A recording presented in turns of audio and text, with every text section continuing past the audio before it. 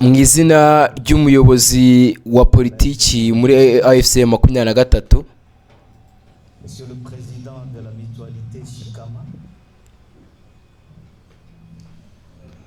chers survivants, abanyamuryango bacu, abarokotse itsembabwoko ryabereye i Goma, abarokotse ubwicanyi bwabereye i Gatumba, imiryango y'abaharanira ubwisanzure, abanyamuryango bacu, nous sommes réunis ce jour non seulement pour nous souvenir, iyi minsi ntabwo ari iyo kwibuka gusa, mais pour refuser la fatalité, ahubwo ni iyo gusubiza ku byabaye, gusubira ku ngaruka zo kwibagirwa no guha icyubahiro abagabo, abagore ndetse n'abana. à des enfants dont Bamwe muri bo bangana nanjye, et dont ubuzima bwabo bwambuwe mu buryo bwa kinyamaswa arraché dans la nuit buteye ubwoba mu ijoro ryo kuwa 13 rishyira kuwa 14 umwaka wa 2004 mu nkambi y'impunzi ya Gatumba mu Burundi. une blessure dans les familles, Ni igikomere ku miryango, blessure ni igikomere ku barokotse, vivants, ni igikomere ku mutimanama wacu rusange, une kandi ikibazo kiracyabazwa ubumuntu bwacu. adressée à notre humanité. Comment Ni gute abantu bari barahunze ubwicanyi mu gihugu cyabo, pays, ils ont fui la guerre dans leur propre pays, ils ont fui bari barahunze intambara mu gihugu cyabo, bari barahunze ce sont umutekano muke mu gihugu cyabo, pays où ils croyaient avoir la protection et la sécurité, bakajya gushaka ubuhungiro mu gihugu batekereza ko bazabonamo umutekano, ont été bakicwa mu buryo bw'agashinyaguro. cette question demeure Iki kibazo kigomba gukomeza kutubaza no kudukangura, elle donne à cette commémoration une signification kandi muri uku kwibuka hari igisobanuro kirenze kwibuka gusa. passe le Abahambwe, abari impunzi,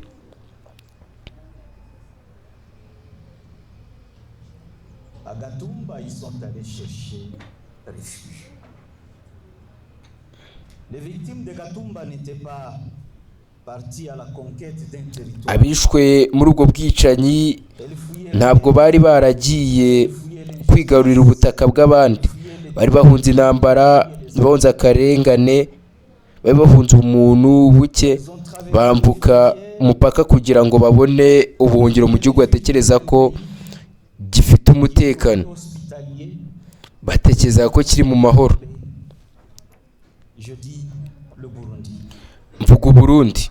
Malheureusement, dans la nuit du 13 au Ku 14, bw'amahirwe mu ijoro ryo ku itariki ya 13 rishyira ku ya 14 buri kane, icyo gihugu cyahindutse burundu inzozi mbi, un génocide ihinduka itsembabwoko, ubwicanyi bwatoranyijwe, ubwicanyi bw'abagizi ba nabi, ubu bwashyize ikizinga cy'umukara mu mateka yacu ya vuba no mu karere k'ibiyaga bigari. la région des Grands Lacs.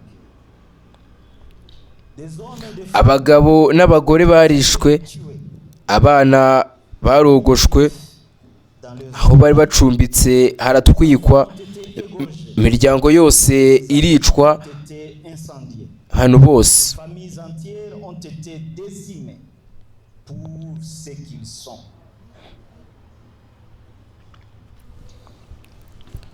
Une identité Abahohotewe bakuwe mu byabo n'abicanyi baturutse mu gihugu cyacu, de notre pays. baturutse mu gihugu cyacu, bambuka umupaka atari ukujya kwiba, ahubwo bajya kwica, kujya kurimbura, kurandura umuryango wose, kurandura umwirondoro no kurandura umuryango. Une identité pour anéantir un faciès. Aujourd'hui, Uyu munsi derrière les chiffres tugomba kongera kwibutsa amateka kugira ngo tugarure isura y'abishe, kuko ntituzigera twiyunga no kwibagirwa. Buri muntu wishwe yari afite izina, buri muntu wishwe yari afite umuryango, buri muntu wishwe yari afite amateka, buri muntu wishwe yari afite uburenganzira, harimo n'uburenganzira bwo kubaho.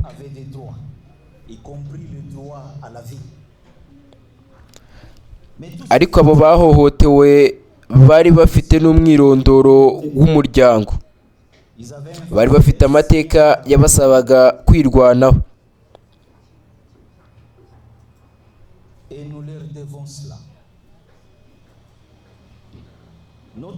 Ijambo ryacu rya mbere uyu munsi turayigeza ku miryango. Turabafata mu mugongo mu bubabare bwanyu, mu gahinda kanyu, mu mibabare yanyu. Ntabwo tuzigera twibagirwa abavandimwe bacu na bashiki bacu bapfuye kuri uwo munsi.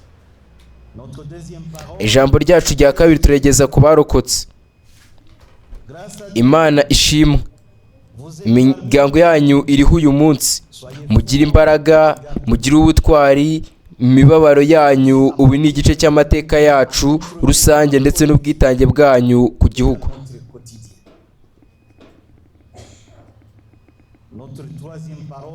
Ijambo ryacu rya gatatu turageza ku bisekuruza bizaza.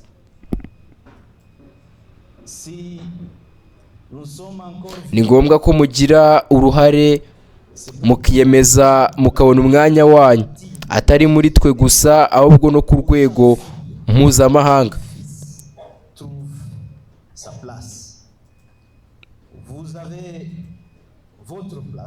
Mu gihugu cyacu,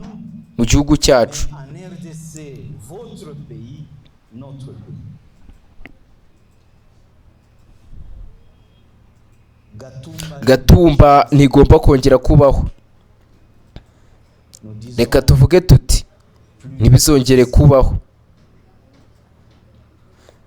Abavandimwe bacu na bashiki bacu bishwe mu buryo bw'agashinyaguro kubera ko bari abanyamurenge, kubera ko isura yabo yabasuzuguzaga.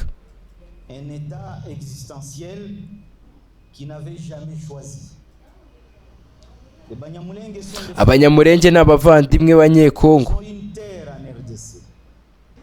bafite ubutaka bwabo kimwe n'abandi Banyekongo. Bafite imidugudu, bafite utugari, bafite amatsinda, bafite imirima, bafite imitungo. Bafite kandi umurage w'umuco n'amateka bigize ukuri kwa Repubulika Iharanira Demokarasi ya Kongo kuva kera. Kuvana mu gihugu umuntu kubera gusa uko asa ku mubiri ni ukwibeshya, ni ukurema, gutoranywa ndetse no gusenya imyumvire y'amateka n'umwirondoro w'igihugu.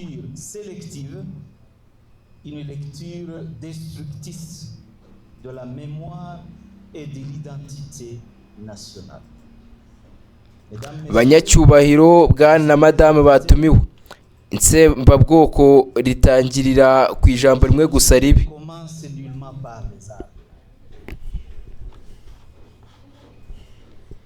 Ijambo rimwe ribi.